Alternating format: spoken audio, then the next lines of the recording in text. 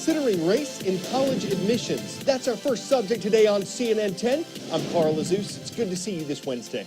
A trial has begun at a U.S. District Court in Boston, Massachusetts, and the case is expected to eventually make it to the U.S. Supreme Court.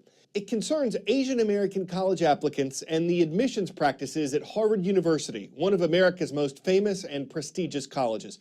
A group called Students for Fair Admissions is suing Harvard. It says the university discriminates against Asian American applicants and unfairly favors African Americans and Hispanic Americans.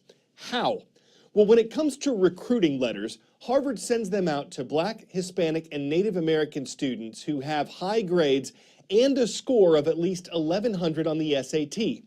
Asian American men are sent recruitment letters only if their combined SAT score is at least 1,380, and Asian American women a score of at least 1,350.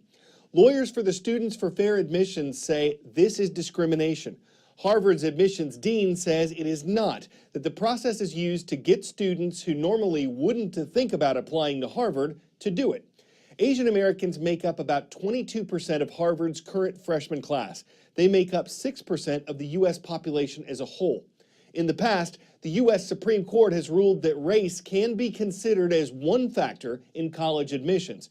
This is part of something called affirmative action, which aims to encourage businesses and colleges to have more members of minority groups.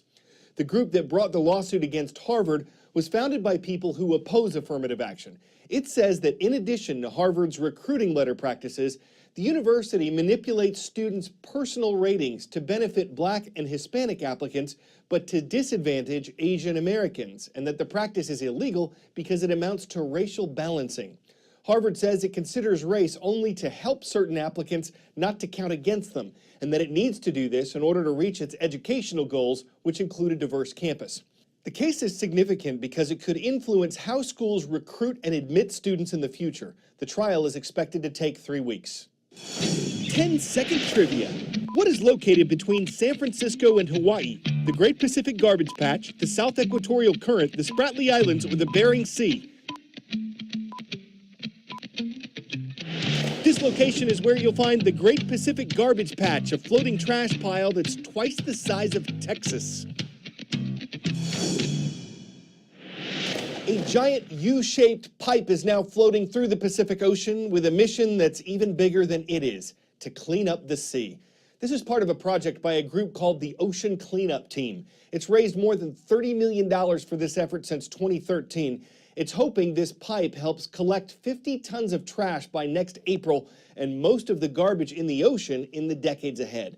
Critics say despite the pipe's 2,000-foot-long size and the nearly 10-foot depth of its net, it's still too small to make a significant difference.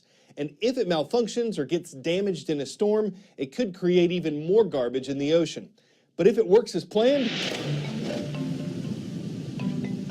What we see here are actually the stomach contents of a single sea turtle that was found dead 2 years ago. This is what was all in one sea turtle? One sea turtle. Look at all that plastic.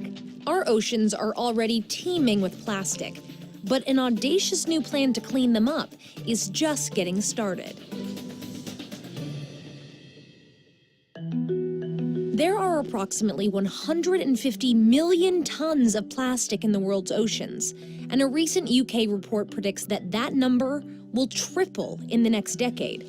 Pieces of plastic in the ocean can kill sea life, threaten industries like fishing or tourism, and negatively affect our health when they end up in our food. That plastic is still going to be there in 1 year, it's still going to be there in 10 years, it's probably still going to be there in 100 years. Only if we go out there and clean it up, this amount of plastic is going to go down. One young Dutch inventor and his team have their sights set on solving the plastic problem. How? Meet Wilson, aka System 1. It's an almost 2,000-foot-long floating pipe with a net hanging below. No motors, no anchors, no crew.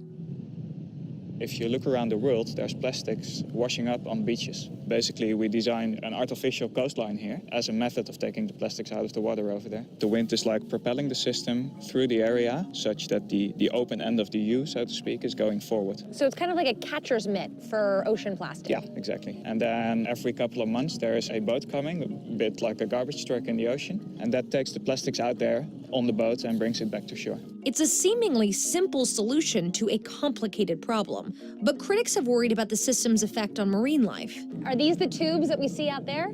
Yeah, so we have the floater at the top that obviously keeps it afloat, but also prevents plastic from going over it, while we have the screen underneath it that prevents plastic from going under it. So we don't have anything that can entangle marine life. And what happens is that the current flows underneath it, while the plastic which floats will remain in this zone in front of the cleanup system. You obviously have a ton of support for your project, but there's also a lot of critics out there who are saying, you know, you guys are just skimming the surface of this problem and you're not dealing with microplastics. 92% of the plastic isn't microplastic, but are larger objects. It's not microplastics yet. Right, so it's kind of a ticking time bomb. The sooner we get that out, the better. On September 8th, the Ocean Cleanup Project towed the system out of the San Francisco Bay. They billed it as the largest cleanup in history. That's because they're starting with the Great Pacific Garbage Patch, a floating mass of trash more than twice the size of Texas. People actually do really care, and they do want this problem to be solved, which makes me hopeful that if we get this first system working, that then we can actually get this to scale. He says the first haul of plastic is expected to come back in the next few months. The group plans to make consumer products out of recycled plastic from the patch. This pair of sunglasses, we already made this from plastic coming out of the Great Pacific Garbage Patch. But the ultimate goal? To clean up 90% of ocean plastic by the year 2040. Back in the day, people said, well, there's no way to clean this up. The best thing we could do is not make it worse. But to me, that's a very uninspiring message. You know, everyone wants the future to be better than the present. That's what we hope to achieve with this cleanup. In Denmark, where the average life expectancy is 79.5 years, there's a word called hygge. In France, whose life expectancy is almost 82 years, the term is raison d'être. And in Japan, which has the world's second highest life expectancy of over 85 years, the word is ikigai. There are similarities between the terms. Today we're explaining what that means in Japan.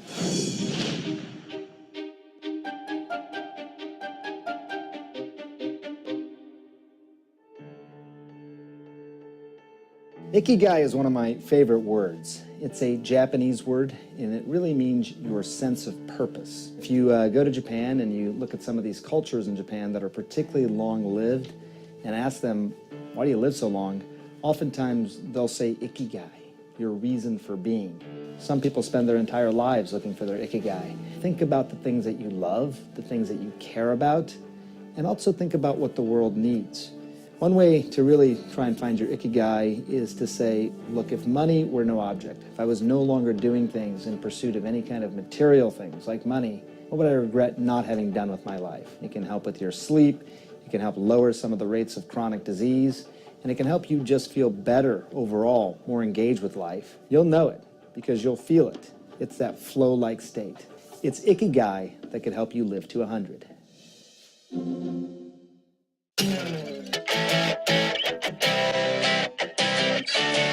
Back in medieval times, long ships carried Vikings around the world. Some really prominent Vikings were even buried in them. That's what this is thought to be, a sort of Viking coffin. Recently discovered in southern Norway, the ship measures almost 66 feet long. Finding something like this is rare. Only 3 other well-preserved longships have ever been found in Norway. There are no plans to dig it up right away, but scientists hope to run some tests on it in the months ahead to find out what kind of condition it's in.